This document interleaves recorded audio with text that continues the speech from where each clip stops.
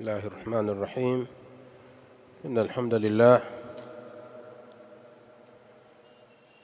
نحمده ونستعينه ونستغفره ونعوذ بالله من شرور أنفسنا وسيئات أعمالنا. من يهده الله فلا مضل له ومن يضلل فلا هادي له. أشهد أن لا إله إلا الله وحده لا شريك له وأشهد أن محمدًا عبده ورسوله. أما بعد. leo ni majlisi ya kitabu al-kabair, tukiwa katika mwendelezo wa al-kabiratul ashira, dhambi kuu la 10. Bila shaka hatukulimaliza hili. Tulikomea sehemu gani?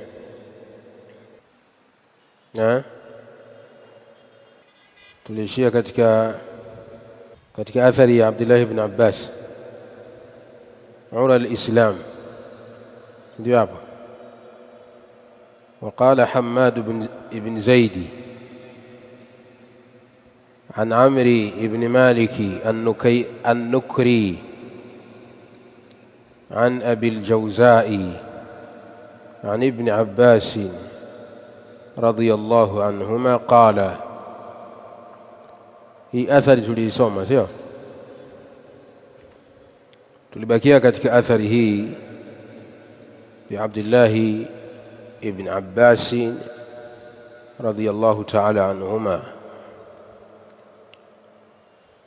ambapo tupo katika mlango unaoelezea dhambi la kufungulia mchana wa Ramadhani bila ya udhurin wala rukhsatin, bila ya udhuru wa kisheria wala ruhusa, wala rukhsatin wala ruhusa ya kisheria, kama vile ruhusa ya msafiri anaruhusiwa kufungulia, rukhsa mgonjwa anaruhusiwa kufungulia, udhuru. Kwa mtu mwenye kufungulia mchana wa Ramadhani bila ya udhuru wala ruhusa, basi mtu huyo anakuwa amefanya kabira min kabairi dhunub, atakuwa amefanya moja katika madhambi yaliyokuwa makubwa. Iftaru fi Ramadhana, kufungulia mchana wa Ramadhan bila ya udhuru. Athari hii ameiweka Imam al-Dhahabi rahimahullah kutoka kwa Hammad ibn Zaid, ambaye Hammad ibn Zaid amechukua kwa Amr ibn Malik an-Nukri an Abi al-Jawza an Ibn Abbas.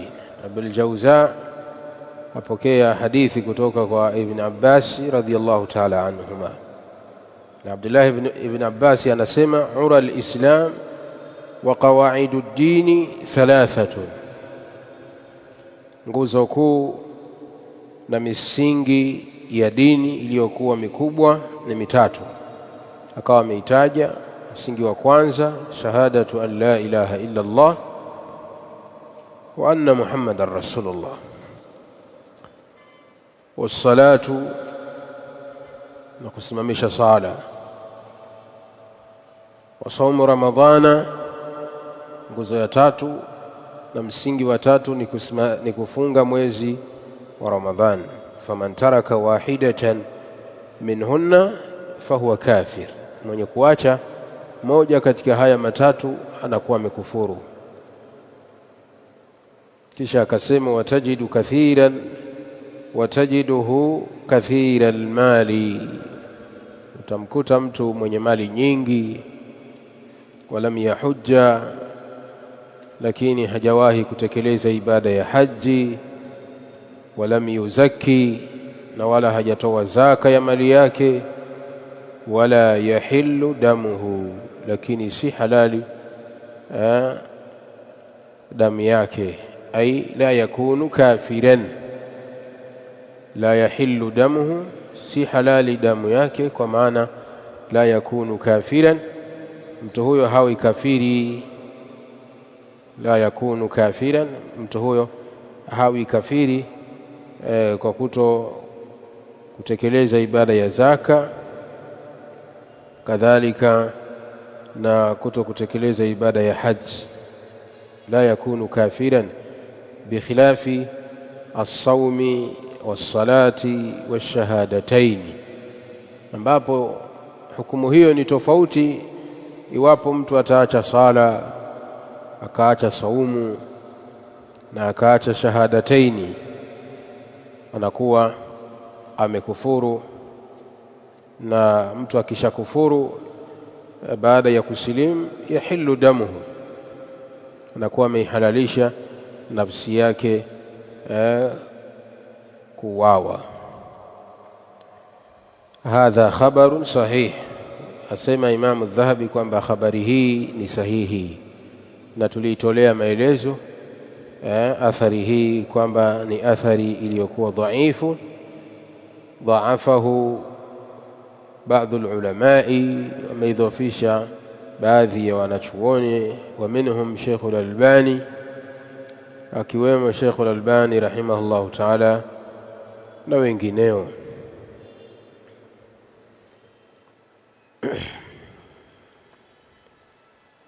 Na tukawa tumebainisha kwa mujibu wa athari hii, lau sahha, lau ingesihi kwa Abdullah ibn Abbas,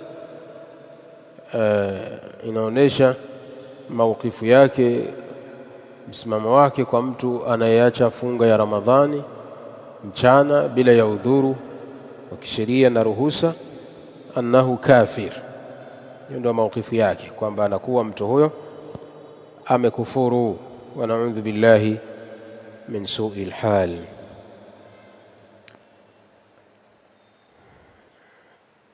Hadithi nyingine ambayo tunatokea katika siku hii ya leo, kabla hatujaendelea, kuna mwenye swali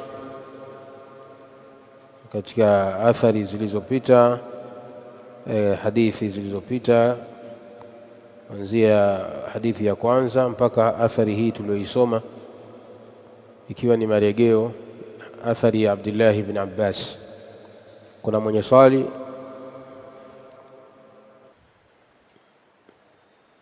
Naam.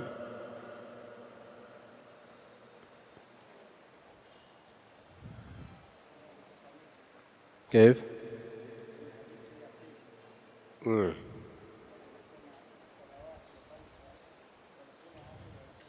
نعم.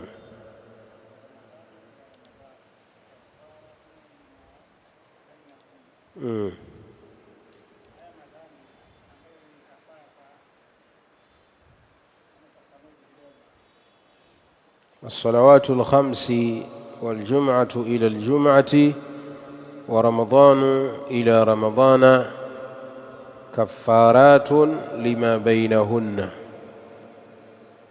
Anataka maelezo katika hadithi hii. Mtume sallallahu alayhi wasallam anasema sala tano, hizi sala tano tunaziswali kila yaum, wal jum'atu ila al jum'a, na Ijumaa mpaka Ijumaa nyingine, wa ramadhanu ila ramadhana, na Ramadhani mpaka Ramadhani nyingine, kafaratun lima bainahunna. Ibada hizi ni zenye kufuta madhambi yaliyo baina yake. Majtunibatil kabairu, kwa muda ambao yameepukwa madhambi makubwa, kwa muda ambao yameepukwa madhambi makubwa. Kwa maana tulipiga mfano tukafafanua kuwa swala moja mpaka swala nyingine kuna muda hapa, kutoka magharibi mpaka isha kuna muda huu, sawa? Ukiswali magharibi kabla ya isha kuna kama lisali moja na tayari. Sasa hapa katikati kuna madhambi anajikuta mwanadamu anayafanya, sawa? madhambi makubwa, mengine madogo. Sasa haya atakayoyafanya mwanadamu, wa na'udhu billahi min dhalika, hapa katikati akija kuswali sala ya Isha, ile sala ya Isha itayafuta yale madhambi aliyofanya hapa katikati yaliyokuwa madogo. Sawa? Kitendo cha kuswali sala ya Isha kitayafuta haya makosa madogo madogo yaliyojitokeza hapa kati hapa. Ama madhambi makubwa makubwa hayafutiki kwa kuswali pekee, mpaka toba ya kweli. Umeelewa? Hiyo ni mfano mmoja, magharibi mpaka Isha. Kadhalika na swala zingine pia hivyo hivyo, Ijumaa mpaka Ijumaa. Kwa maana Ijumaa mathala wiki hii, kesho Ijumaa biidhnillah, kwa wale ambao Allah atatufikisha. Sawa sawa. Baada ya kuswali Ijumaa au Ijumaa ya kesho ni yenye kufuta madhambi tuliyoyafanya ndani ya wiki nzima, kutoka Ijumaa ile iliyopita. Hapa kati kuna madhambi tumeyafanya. Sawa? Yale madogo madogo yale, kwa kitendo cha kesho kutekeleza ibada ya Ijumaa, Allah anatusamehe makosa hayo tuliyoyafanya. Wa hakadha na Ramadhani mpaka Ramadhani nyingine. Lakini kwa sharti majtunibatil kaba'ir, yatakapokuwa ameepukwa madhambi makubwa. Kwa maana madhambi makubwa hayafutwi kwa hizi ibada. Yani kwa mujarradi wa kufanya ibada husamehewi haya madhambi makubwa. Sawa? Mpaka ulete toba. Hii ndio maana yake. Naam. Naam Sheikh.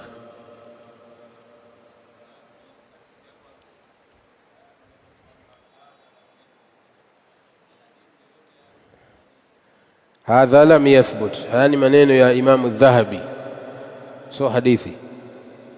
Haya maneno hadha lam yathbut, Imam Adh-Dhahabi ndo anasema kwamba hadithi hii haijathibiti, hadithi dhaifu, na tulibainisha maelezo ya wanachuoni katika sehemu hii na makusudio yaliyomo katika hadithi hii. Man aftara yawman min ramadana min ghairi udhurin wala rukhsatin lam yaqdihi siyamu dahri wala swamahu, mwenye kufungulia bila udhuru hawezi kuilipa siku hiyo hata kama atafunga mwaka mzima, hawezi kuilipa. Sawa? Hii ina maana ya uzito wa mtu kufungulia mchana wa Ramadhani siku moja bila ya sababu na bila ya udhuru unaokubalika kisheria. Na tukawa tumetaja kauli za wanachuoni, wako ambao wanaona mwenye kufungulia mchana wa Ramadhani amdan, makusudi, pasipokuwa na udhuru, la yajibu alayhi alqada, kwamba yeye sio wajibu kulipa, bali wajibu wake an yatuba ila Allah. Inatakiwa tubie kwa Allah tabaraka wa taala, kwa sababu wa in qadahu la yuqbalu minhu, kwa sababu hata kama atalipa hatofanyaje, hatokubaliwa funga hiyo. Hii ni kauli tayari.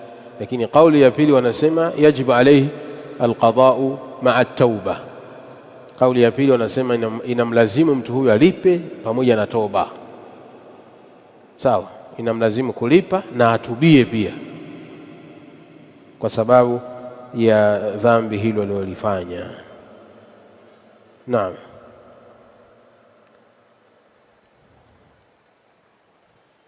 Aiyo. Ura al-Islam.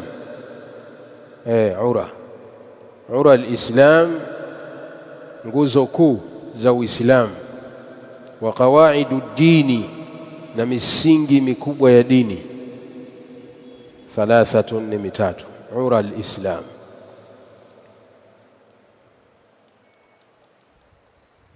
طيب, tunaendelea.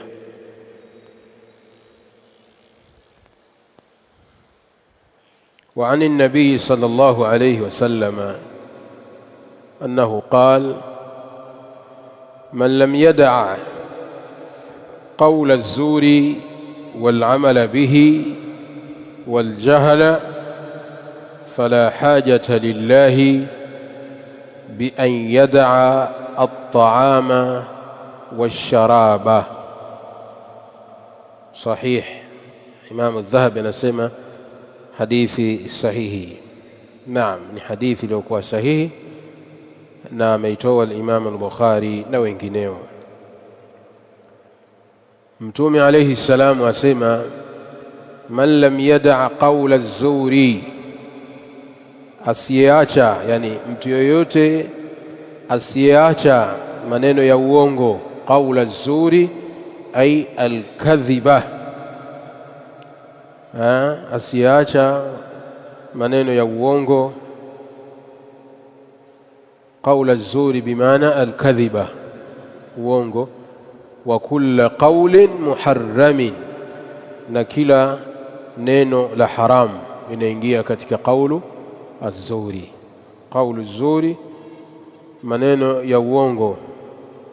Ya kwanza inaingia uongo kama uongo wenyewe, lakini inaingia kullu qawlin muharram, kila qawli, kila neno la haram linaingia katika neno hili az-zur. Man lam yada' qawla az-zuri, mtu yoyote asiacha maneno ya uongo. Wal amala bihi, na kufanyia kazi uongo. Wal amala bihi ay al amala bil muharrami, al amala bil muharram, na kufanyia kazi uongo, yani kuyafanyia kazi maneno ya uongo. Asiacha maneno ya uongo na kuyafanyia kazi maneno ya uongo. Wal jahala, na kujitia ujinga, na asiacha kujitia ujinga. Al jahala hiya as-safahata ala an-nas, as-safahata ala an-nasi, na mtu asiacha kujitia ujinga kwa kile kitendo cha yeye kuwa ni mwenye kuwasema vibaya watu na kuwatukana watu hali ya kuwa amefunga.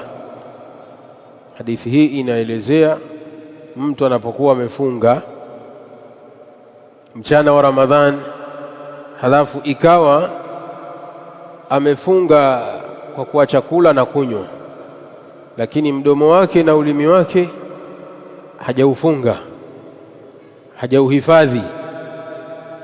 Akawa ni mwenye kufanya haya: moja, kusema uongo, lakini jambo la pili, wal amala bihi, na kufanyia kazi uongo. Unaletewa umbea na uongo, na unaukubali na upokea na unaufanyia kazi. Lakini jambo la tatu, wal jahala, na kujitia ujinga, kwa maana as-safahatu ala an-nas, yani mtu kujitia ujinga akawa yasubbuhum wa yashtumuhum, akawa anawasema vibaya na kuwatukana watu. Mtu amefunga lakini haachi kuwasema vibaya watu na kuwasengenya na kuwatukana. Mtu atakapokuwa katika hali hii, Mtume alayhi salamu anasema fala hajata lillahi, hakuna haja kwa Allah. Mtu huyo fala hajata lillahi, hakuna haja kwa Allah bi an yada'a at-ta'ama, mtu huyo kuacha chakula, wa sharaba, na kinywaji. Na katika riwaya nyingine imekuja falaysa lillahi hajatan an yada'a ta'amahu wa sharabahu, kwamba hakuna haja kwa Allah tabaraka wa taala mtu huyo kuacha chakula chake na kinywaji chake. Yani mtu asiyefunga kutokamana na haya mambo, mtu asiyejiziwia kutokamana na haya mambo yaliyotajwa, ikawa yeye amejizuia kula na kunywa, lakini yeye kusema uongo anaona jambo la kawaida, kutetea uongo anaona jambo la kawaida, kutoa ushahidi wa uongo anaona ni jambo la kawaida, kadhalika kufanyia kazi uongo anaona ni jambo la kawaida, kadhalika kuwatukana watu anaona ni jambo la kawaida, sawa, na mambo mengine ya haramu akaona ni jambo la kawaida. Mtume sallallahu alaihi wasallam ndo anasema, yani kwa Allah hakuna haja tena mtu huyo kuendelea kushinda njaa, kuendelea kushinda njaa. Yani hakuna haja mtu huyo kuacha chakula na kinywaji.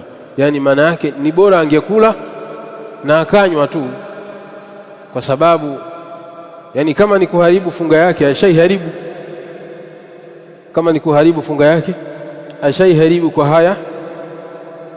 kwa haya aliyoyafanya. Na haya ni katika mambo ambayo yanaitafuna funga ya mtu maanawi, yanaitafuna funga ya mtu kimaana na sio hisi. Sawa? Sababu vitu ambavyo ni mufattirati alhissiyya vyenye kufunguza saumu na kubatilisha saumu ya mtu, ambavyo ni hisi, vyenye kuhisiwa, vinaonekana, vinafahamika, na tutakuja kuvisoma insha Allah taala katika darasa ya Ramadhani.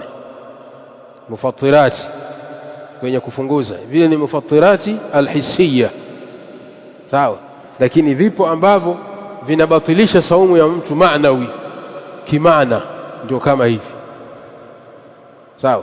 Kusema uongo, ndio mpaka Mtume alayhi salam kupigia mfano huu kwamba mtu akisema uongo huko amefunga, yani hana haja kwa Allah kuendelea kubaki kwa chakula na kunywa. Inaonesha nini? Inaonesha kwamba mtu yana haribu saumu yake. Sawa? Ameiharibu saumu yake, lakini ameiharibu kihisi au kimaana? Kimaana. Sawa sawa. Naam. Kwa ni hatari sana watu tunapokuwa katika funga, inatakiwa tufunge kweli. Tujitahidi kujizuia na haya yote ambayo tumekatazwa. Tayeb. Lakini haina maana kwamba nje ya Ramadhani inafaa mtu kusema uongo, kusikiliza uongo na kufanyia kazi uongo. Haina maana hiyo. Uongo ni haram fil asli. Uongo asili yake ni haram, isipokuwa zile sehemu ambazo sheria imeruhusu kwamba mtu anaruhusiwa kusema uongo kwa maslahi. طيب. وعن النبي صلى الله عليه وسلم، حديث nyingine kutoka kwa Mtume alayhi salam, qala, sema, raghima anfu mri'in adraka shahra ramadana falam yughfar lahu. Mtume sallallahu alayhi wasallam anasema raghima anfu mri'in, imegusa udongo au imegusa mchanga pua ya mtu. Raghima anfu mri'in, imegusa mchanga pua ya mtu. Adraka shahra ramadana, aliyeudiriki mwezi wa Ramadhan. Falam yughfar lahu, kisha Ramadhani ikamalizika hajasamehewa madhambi yake. Mtu huyo, anasema Mtume alayhi salam, pua yake imegusa mchanga. Na neno Mwarabu anaposema raghima anfu, kwamba pua imegusa mchanga au imegusa udongo, hii ni kinaya ya khasara. Hadhihi kinayatun anil khasarati ashadida, hii ni kinaya ya khasara iliyokuwa kubwa ambayo ameipata mtu huyo. Kwa hivyo maana aliyokusudia hapa Mtume alayhi salam aliposema raghima anfu mri'in, imegusa mchanga pua ya mtu, kwa maana amekula hasara mtu ambaye adraka shahra ramadhana, aliyeudiriki mwezi wa Ramadhani. Falam yughfar lahu, kisha ukamalizika mwezi huo hajasamehewa makosa yake. Hii ni hasara iliyokuwa kubwa sana, kwa sababu mwezi wa Ramadhani ni shahrul ghufran, ni mwezi wa kusamehewa madhambi, ni mwezi wa kusamehewa madhambi madogo madogo, kadhalika madhambi yaliyokuwa makubwa, kwa sababu ni shahru tauba, ni mwezi wa kutubia kwa wingi. Inatakiwa Waislamu kutubia sana kwa Allah tabaraka wa taala kwa madhambi makubwa makubwa walioyafanya, kadhalika na madhambi madogo madogo, madhambi wanayoyakumbuka na madhambi walioyasahau. Mwezi wa kuomba toba. Sasa inakuwa ni hasara kubwa anayokuwa ameipata mtu ikiwa ameidiriki Ramadhani, ambao ni mwezi wa toba, mwezi wa kusamehewa, halafu mwezi huo ukaisha bado Muislamu hajasamehewa, hakuna hasara zaidi ya hiyo.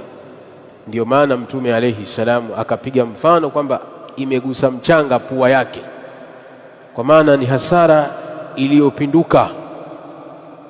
Sawa, ni hasara ambayo imepitiliza kiwango. Naudhu billahi min dhalika. Allah atufikishe salama katika mwezi wa Ramadhani na atujalie, atuwafikishe kutekeleza ibada ya saumu kadhalika na kisimamo, na atusamehe madhambi yetu. Tayib, hiyo ni hadithi nyingine ambayo ameiweka Imam Adh-Dhahabi rahimahullahu ta'ala katika mlango huu, na imekuwa ndio hadithi ya mwisho. Kisha akafunga mlango huu kwa maneno yake Imam Adh-Dhahabi kwa kusema, wa inda almu'minina muqarrarun anna man taraka sawma ramadana bila maradin wala gharadin annahu sharrun min az-zani wal mukasi wa mudmini al-khamri bal يشكون في إسلامه ويظنون به الزندقة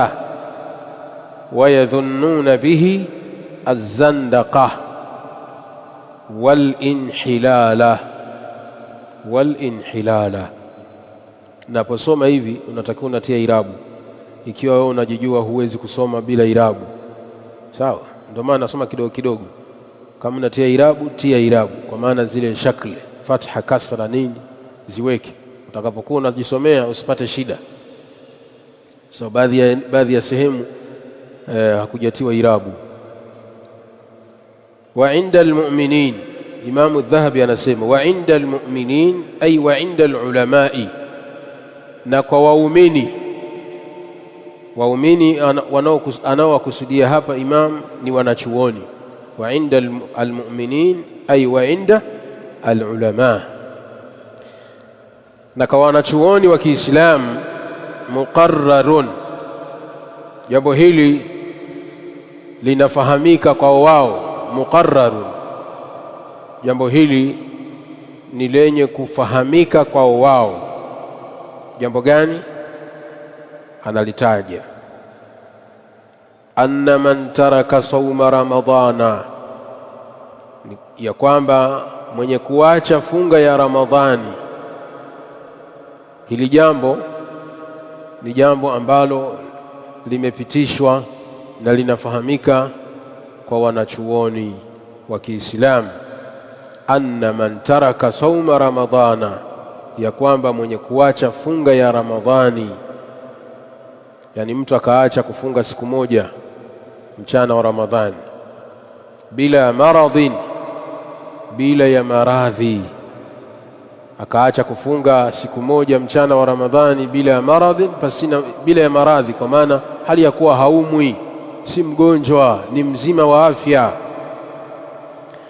Wala gharadhin, wala pasina lengo lolote la yeye kufungulia, kama vile safari. Wala gharadhin, wala pasina lengo la yeye kufungulia, yani lengo ambalo linakubalika kisheria. Sasa wakati mwingine mtu anaweza akafungulia bigharadhin min aghradi almashrua, akafungulia kwa lengo miongoni mwa malengo yanayokubalika kisheria, kama vile mtu ni msafiri anafungulia kwa lengo la safari. Sawa, hadhala basi. Kwa mtu atakayefungulia akaacha funga ya Ramadhani bila maradhi, bila ya maradhi, na hapa kwenye maradhi pia panahitaji maelezo. Ni maradhi gani ambayo mtu anaruhusiwa kisheria kufungulia? Je, ni kila aina ya maradhi, au ni maradhi ambayo yashuku ma'ahu siyam? Kauli yenye nguvu kwa wanachuoni ni kwamba maradhi yanayoruhusu mtu kufungulia ni maradhi ambayo yashuku ma'ahu as-siyam, yanampa shida iwapo atafunga. Sawa, na sio mujarradi kwa maradhi mtu kuumwa. Kwa sababu ikipakisemwa kuwa ni mujarradul marad, khalas, mtu hata akiumwa kidole, amekata kucha, akajichinja kidogo, basi maradhi anaumwa, maana yake atafungulia. La, ikiwa amejikata kidole hiki kikampelekea maumivu makali, sawa, maumivu haya yakampelekea mwili wote ukawa unamuuma, sasa kwa kitendo cha hili donda, yashuku maahu siyam, akifunga maradhi yatazidi, basi maradhi haya ni udhuru wa yeye kufungulia, sawa. Lakini sio umejikwaa unatoka damu, basi tayari nishakuwa na donda hapa, mimi naruhusiwa kufungulia. La, je, ukifunga hii itakuletea shida? Sawa sawa.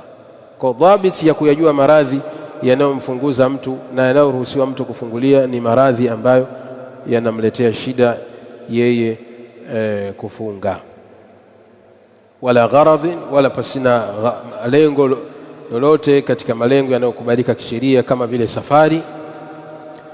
Wanasema wanachuoni annahu sharru, ni kwamba kitendo hicho anachokifanya mtu huyo ni shari, yani ni annahu sharru, kwamba kitendo hicho ni kibaya zaidi minazani, kuliko kitendo alichokifanya mzinifu cha zinaa.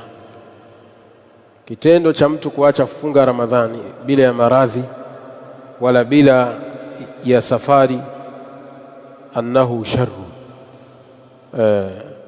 mshtua shayab, annahu sharru, ni kwamba kitendo hicho ni kibaya sana, ni kitendo cha shari, kwa maana ni kibaya minazani, kuliko kitendo alichokifanya mzinifu. Kwa maana mzinifu, kitendo alichokifanya cha zinaa ni shari, ni kitendo kibaya, kitendo kichafu chenye kuchukiza kwa Allah tabaraka wa taala, lakini kitendo hiki alichokifanya huyu mzinifu hakilingani sawa na kitendo cha mtu mwenye kuacha kufunga siku moja mchana wa Ramadhani. Hii inaonyesha hatari ya mtu kufungulia mchana wa Ramadhani bila ya sababu, mpaka kupelekea kuonekana kwamba kitendo cha zinaa ni akhafu, sawa, ni kidogo kuliko kitendo cha yeye kuacha kufunga mwezi wa Ramadhani siku moja tena. Na annahu sharrun minaz-zani wal-mukasi, kadhalika kitendo chake hicho ni kibaya kuliko kitendo cha mtu mwenye kula mali za watu kwa dhulma. Al-mukasi huwa alladhi ya'khudhu amwala an-nasi dhulman, ni mtu anayekula mali za watu kwa dhulma. Mtu anachukua mali za watu kwa dhulma, ima anatumia elimu, anatumia ujanja, tapeli na mfano wake, anachukua mali za watu kwa dhulma, riba, nakula mali za watu kwa dhulma. Kitendo hiki ni haramu na ni kitendo kibaya, lakini mwenye kuacha kufunga siku moja mchana wa Ramadhani, kitendo chake hicho ni kibaya kuliko mtu aliyekula mali za watu kwa dhulma, kuliko kitendo cha mtu mwenye kula mali za watu kwa dhulma, ima kwa utapeli na mfano wake.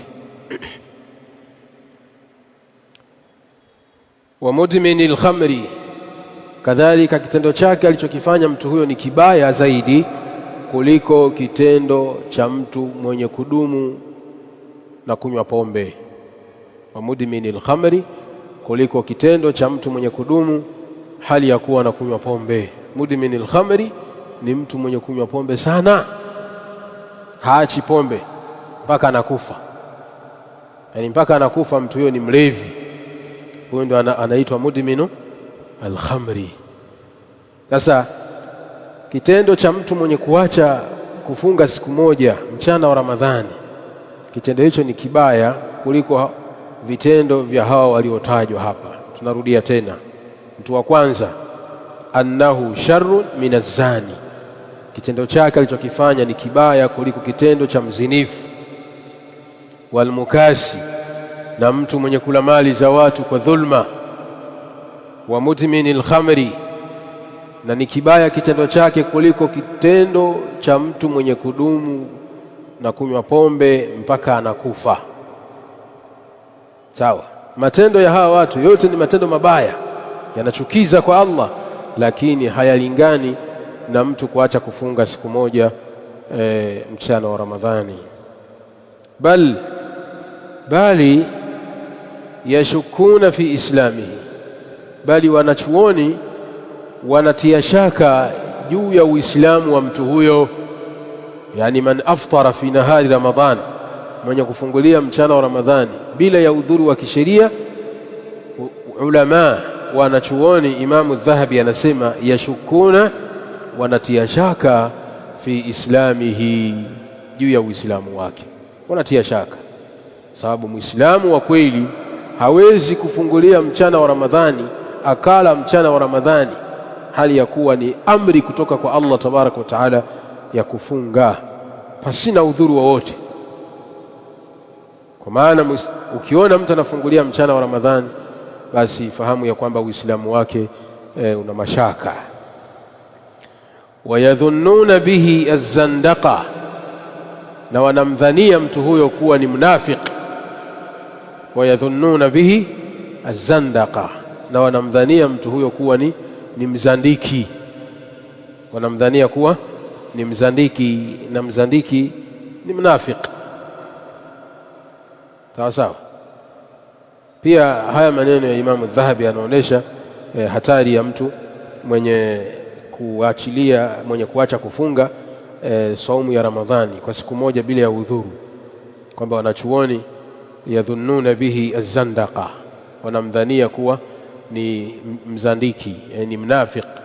Wal inhilala, kadhalika wanamdhania kuwa ni mtu asiamini uwepo wa Allah tabaraka wa taala pekee. Wal inhilala, na wanamdhania pia mtu huyo kuwa ni mtu asiamini uwepo wa Allah pekee, kwamba yupo Allah subhanahu wa ta'ala aliyoko juu ya viumbe vyake, aliyestawi juu ya arishi yake, kwamba mtu huyo haamini jambo hilo, haamini kwamba Allah yupo. Al-inhilalu ni imetokana na neno al-hululiyya. Hululiyya ni watu ambao wanaoamini kwamba Allah tabaraka wa taala yupo kila mahala, yupo kila sehemu, na yupo katika kila kitu. Hii ndio maana ya al-hulul. Al-hulul ni mtu kusema kwamba Allahu azza wa jalla halun wa mawjudun fi kulli shay, kwamba Allah tabaraka wa taala yupo, ni mwenye kupatikana katika kila kitu, kwamba kila kitu unachokiona basi umemwona Allah.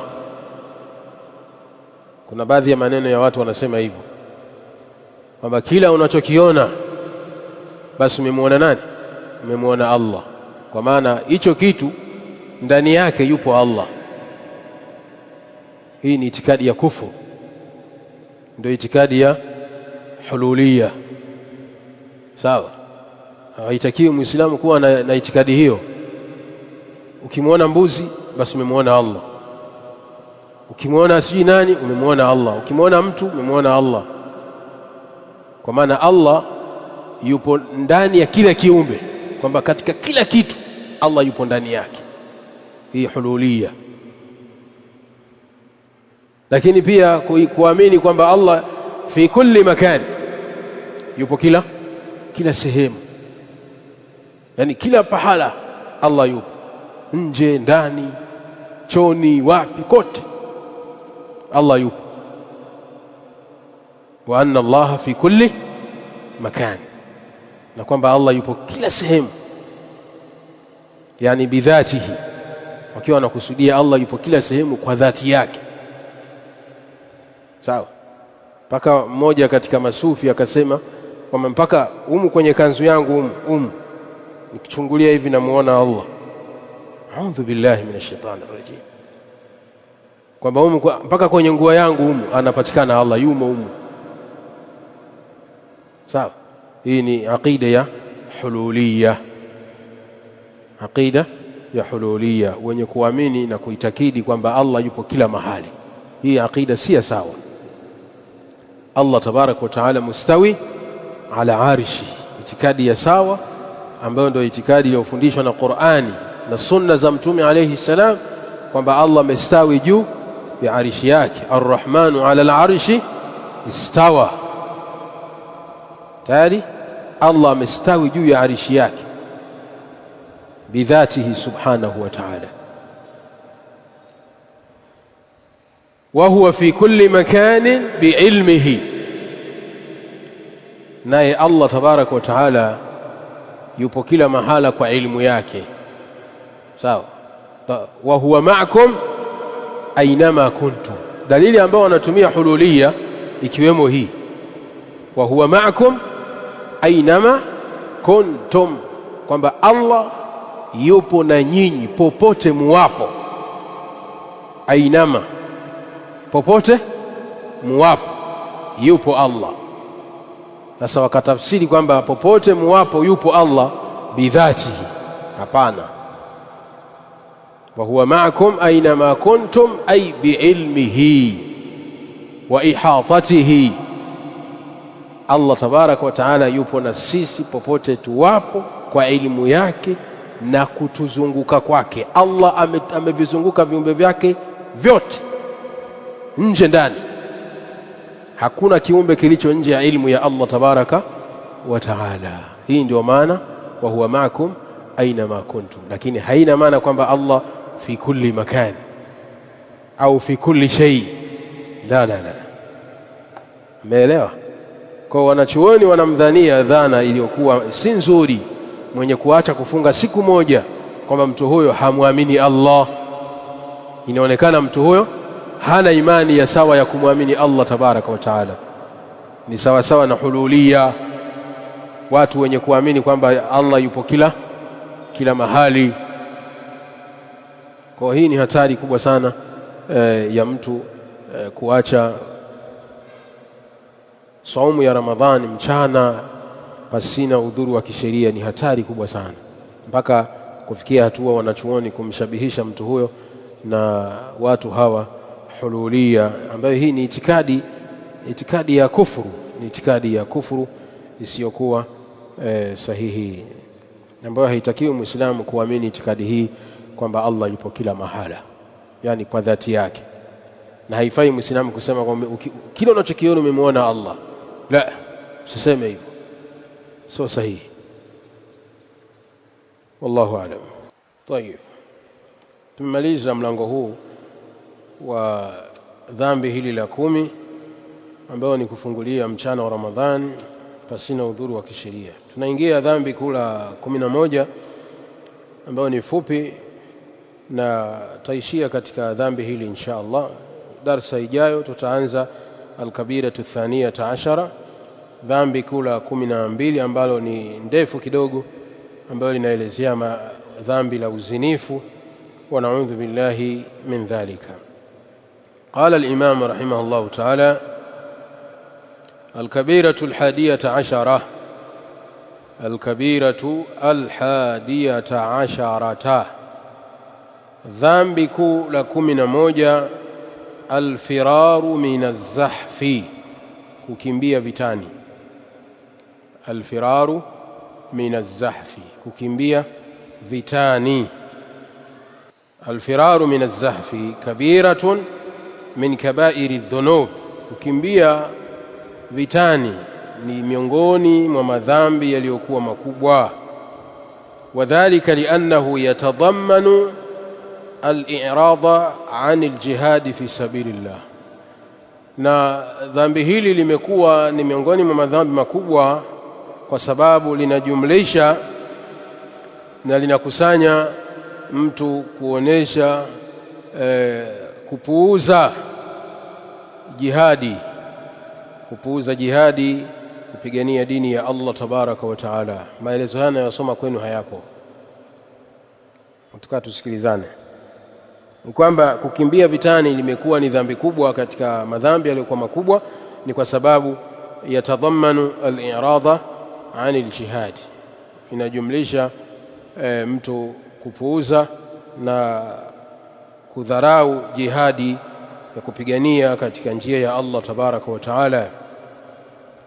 Lakini pia wakasra qulubi almuslimin, jambo hili linavunja nyoyo za Waislamu.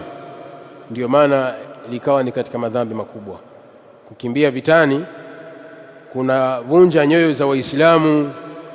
Yani mathalan jeshi la Waislamu limekutana na jeshi la makafiri katika uwanja wa maaraka, limekutana. Sasa wakisha kutana pande mbili hizi, hapa ni haramu kukimbia Muislamu, haitakiwi Muislamu akimbie. Sawa, ukikimbia ndio hii umefanya dhambi kubwa. Kwa nini? Kwanza inaonesha wewe umekimbia jihadi. Sawa, umepuuza jihadi ya Allah tabaraka wa taala.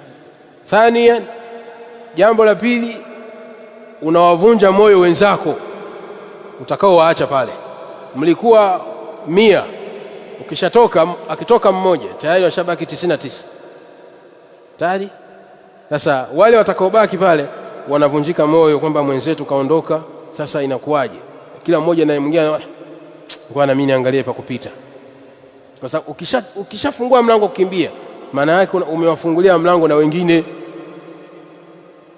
Sawa, kwa unaunyongesha Uislamu wa taqwiyatan lil'a'da'i, na ni sababu ya kuwapa nguvu maadui. Kwa sababu Waislamu wanapokimbia wakapungua, maadui wanapata nguvu. Kwa maadui wakishapata nguvu, wana uwezo mkubwa wa kuwapiga na kuwaua Waislamu. Ndio maana kitendo hiki kikawa ni kabiratun min kaba'iri adh-dhunub, ni moja katika madhambi yaliyokuwa makubwa. Alfiraru min az-zahfi, kukimbia vitani. Qala Allah ta'ala, asema Allah mtukufu, dalili alizoziweka Imam Adh-Dhahabi, ameweka aya na hadithi. Anasema Imam Adh-Dhahabi rahimahullah, qala Allah ta'ala, wa man yuwallihim yawma idhin duburahu illa mutaharrifan liqitalin au mutahayyizan ila fi'atin faqad ba'a bighadabin min Allah wa ma'wahu jahannam wa bi'sal masir. Na aya nyuma yake kabla ya aya hii ni aya 16 ya surati al-Anfal. Aya 15 Allah ameanza kwa kuwaita waja wake, ya ayyuhalladhina amanu, enyi waumini, idha laqitumul ladhina kafaru, pindi mnapokutana na makafiri vitani. Idha laqitumul ladhina kafaru, pindi mnapokutana na maadui zenu makafiri vitani, mmefika katika uwanja wa mapambano. Fala tuwalluhumul adbara, msiwape migongo yenu. Fala tuwalluhum al-adbara, msiwape migongo yenu mkakubali kushindwa, msikimbie. Hii ndio aya ya 15 inaanza hapa. Kisha wa man yuwallihim yawma idhin duburahu, ndio inaendelea hapa, ambayo ndio hii kaiweka Imam Adh-Dhahabi katika nuskha hii. Wa man yuwallihim yawma idhin duburahu, na yoyote katika nyinyi atakayewapa mgongo wao hao makafiri, kwa maana akawakimbia baada ya kuwa mmekutana makundi mawili, yeye akaona hapa hatuwezi kufanikiwa, mimi bora nikimbie, akawapa mgongo maadui, akakimbia. Illa mutaharrifan liqitali, isipokuwa yule anayekimbia kwa lengo la kutafuta upenyo. Illa mutaharrifan liqitali, isipokuwa yule anayekimbia kwa lengo la kutafuta upenyo, kwa ajili ya kujiweka sawa, kwa ajili ya kujiweka sawa na kujiandaa vizuri, au aweze kutokea upande mwingine, au kwa lengo la kuweka vizuri silaha yake. kwa sababu wakati mwingine mnapokuwa mnapigana na adui yako kuna tekniki za mapigano. Unaweza ukafanya kama vile adui yako amekushinda, unaonesha kama vile unataka kushindwa, kumbe ni tekniki wewe ili uweze kumchota vizuri. Akikaa vibaya unamkata shingo. Sawa? Hii ndio maana Allah anasema illa mutaharrifan liqitali, isipokuwa yule anayekimbia kwa lengo la kutafuta upenyo na kujiandaa upya. Mathala ameona hapa niliposimama kule waliko siwezi kuwafikia. Sawa? Akakimbia kutoka hapa alipo akatokeza nyuma yao kule. Hizi ni mbinu za kivita. Sawa? Hii inaingia katika sehemu hii illa mutaharrifan liqitali. Au kwa maana nyingine mtu akaona hapa naweza kudunguliwa akajificha. Sawa? Akalala chini akatambaa. Sawa sawa? Akajificha pembeni, anakoki silaha zake. Sawa? Akajiweka vizuri, halafu akatokeza tena, akaendeleza mapambano. Huyu mwenye kukimbia kwa sura hii hahesabiki kwamba amekimbia vitani. Sawa? Huyu amekimbia kwa sababu anatafuta upenyo tu ili aweze kupigana na maadui zake vizuri. Ndio Allah anasema illa mutaharrifan liqitali au mutahayyizan ila fi'atin, au mwenye kukimbia kwa lengo la kujiunga na kikosi kingine cha Waislamu. Au mutahayyizan ila fi'atin, au mwenye kukimbia kwa lengo la kujiunga na kikosi kingine cha Waislamu. Mathalan, mwanajeshi amepangwa kwamba wewe utasimama hapa. Sawa? Utaangalia watu wanaovuka huku na huku, kila anayepita hapo na mdungua. Sawa? Sasa akaona hapa hakuna anayepita mathalan, au akaona kikosi cha Waislamu kinapita. Pala alipoambiwa simame, akaona hapa naweza nikadunguliwa, ni bora nifuate wenzangu. Akajiunga na lile kundi la Waislamu, akaenda nao. Huyu pia hahesabiki amefanyaje? Amekimbia vitani. Bali huyu amefanya jambo lilokuwa zuri la kujiunga na wenzake kwa ajili ya kuwapa nguvu wenzake. Hii ina maana illa mutaharrifan liqitalin au mutahayyizan ila fi'atin faqad baa bighadabin min Allah. Basi mtu huyu atakayekimbia vitani atakuwa amestahiki, faqad baa bighadabin min Allah, atakuwa amestahili kukasirikiwa na Allah tabaraka wa taala. Kwa maana atakayekimbia vitani pasipokuwa na sura hizi mbili alizozivua Allah. Sura ya kwanza ambayo inaruhusiwa mtu kukimbia vitani ni mtu kukimbia kwa lengo la kutafuta upenyo. Sawa? Kukimbia kwa lengo la kujificha kisha uweze kujitokeza upya, au kujiweka sawa kama na silaha zako zimekuishia risasi. Mathala kwa watu wanaopigana kwa risasi, mtu anajificha kwa lengo la kukoki risasi zingine. Sawa? Kazi inaendelea. Huyu hahesabiki kwamba mfanyaji amekimbia. Kadhalika na mtu ambaye anaona kwamba hapa naweza nikapigwa nikashutiwa hapa, akaondoka sehemu hiyo akaenda upande mwingine, huyu pia hahesabiki kwamba mfanyaji amekimbia. Hii ni sura ya kwanza. Sura ya pili, mtu anakimbia sehemu alipo kwenda kujiunga na jeshi la Waislamu, kikosi cha Waislamu cha wenzake, huyu pia hahesabiki kwamba mfanyaji amekimbia. Sawa? Hizi sura mbili ambazo Allah amezivua, kwamba mwenye kukimbia kwa sura hizi mbili halaumiwi. Anayelaumiwa ni yule mwenye kukimbia moja kwa moja kwa lengo la kukimbia vitani, kwamba mimi nisije nikapoteza maisha yangu, bora niondoke. Huyo akakimbia. Huyo ndio Allah anasema faqad baa bighadabin min Allah. Atakayefanya hivyo atakuwa amestahili au amestahiki kukasirikiwa na Allah tabaraka wa taala. Wa ma'wahu jahannamu, na makao yake akhira ni katika moto wa jahannam. Wa bi'sal masiru, na hiyo jahannam ni marejeo yaliyokuwa mabaya. Jahannam ni marejeo na mafikio yaliyokuwa mabaya sana, na Allah atuepushe na adhabu hiyo. Kwa aya hii inatufunza uharamu wa wanajeshi wa Kiislamu kukimbia vitani. Haramu wa Waislamu kukimbia vitani wanapokuwa wamekutana na maadui, isipokuwa kwa sura hizi mbili ambazo zimetajwa kwamba inafaa. Hadithi ya mwisho aliyoiweka Imam Adh-Dhahabi rahimahullahu ta'ala, anasema waqala sallallahu alayhi wasallam, na anasema Mtume alayhi salam, ijtanibu as-sab'a al-mubiqati, jiepusheni na madhambi ya aina 7 yenye kuangamiza. Al-mubiqati bimaana al-muhlikati, jiepusheni na madhambi ya aina 7 yenye kuangamiza. Fadhakara minha, akawa ameyataja hayo madhambi Mtume alayhi salam, at-tawalli yawm az-zahfi, akawa ametaja katika hayo madhambi 7 at-tawalli yawm az-zahfi, ni mtu kukimbia vitani siku ya mapambano. Mtu kukimbia vitani siku ya mapambano. Waislamu wamekutana na makafiri katika uwanja wa mapigano. Muislamu yeyote atakayekimbia, basi huyo anakuwa amefanya dhambi iliyokuwa kubwa sana, wa na'udhu billahi min dhalika.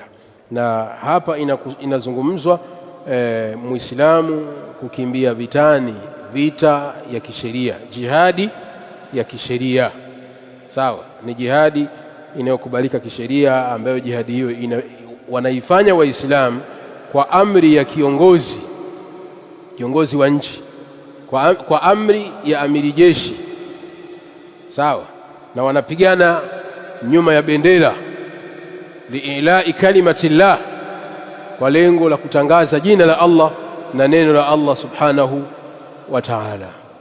Sawa, kwa lengo la kuitetea dini ya Allah subhanahu wa ta'ala, jihadi ya kisheria, na sio jihadi ya Boko Haram na Islamic State, wale al-shababi wa Somalia na madaishi na wengineo. Hapana, zile sio jihadi za kisheria, yale ni mapigano na mauaji ya kinyama. Mauaji yanayofanyika Somalia, mauaji yanayofanyika na kwingineko Syria na Lebanoni na kwingineko Afghanistani, yote yale sio jihadi ya kisheria.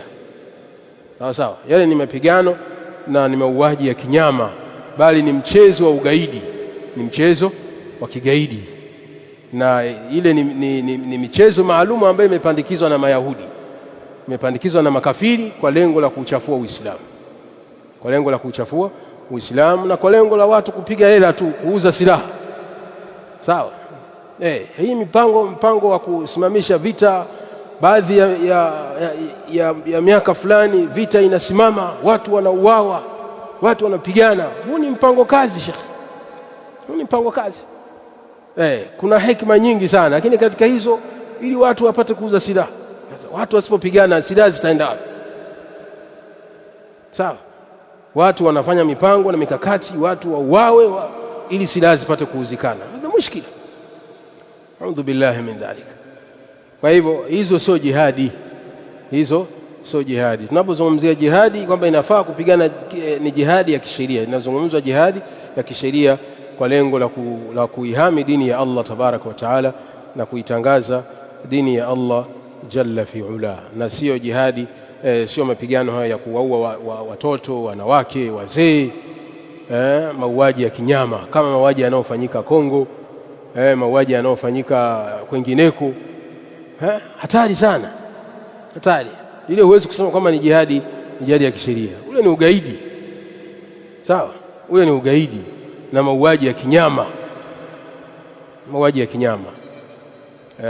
Watu wanauawa dhulman wa udwana, kwa dhulma na uadui. Sawa sawa. Na wengine inafikia hatua wanakula nyama za watu, wanakula nyama za watu, raia wa Kongo, Mozambiki, wanakula nyama za watu. Wengine wakwambia wakimuua askari wanakula nyama yake, wanampika supu, Sheikh. Wallah, nyama ya mwanadamu, Sheikh, wanakula. A'udhu billah. Wanamchuna kabisa, wanamchinja, wanatoa kichwa, wanachuna, wanatoa utumbo, wanakula, wanapika supu, Sheikh. Juzi, wiki iliyopita, mimi kuna mtu kanitumia picha hatari, Sheikh. Anaambia watu wamfikia hatua wa kula nyama ya mtu. au watu wana roho gani? Hatari shekhi, kama gaidi hao, kama gaidi shekhi, hatari. Sasa sehemu kama hizo haifai Muislamu, haifai mtu kuipeleka nafsi yake kwenda kule. Hata kama unauza biashara huko, ukishaona kwamba nchi ndio imefikia, toka. Unaweza kuangamiza, ukaihatarisha nafsi yako.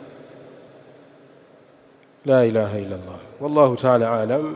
Tabakia hapo inshallah. Sallallahu ala Muhammad wa ala alihi wa ashabihi ajma'in. Subhanallah wa bihamdihi, subhanakallahumma bihamdik, ashhadu an la ilaha illa anta, astaghfiruka wa atubu ilayk.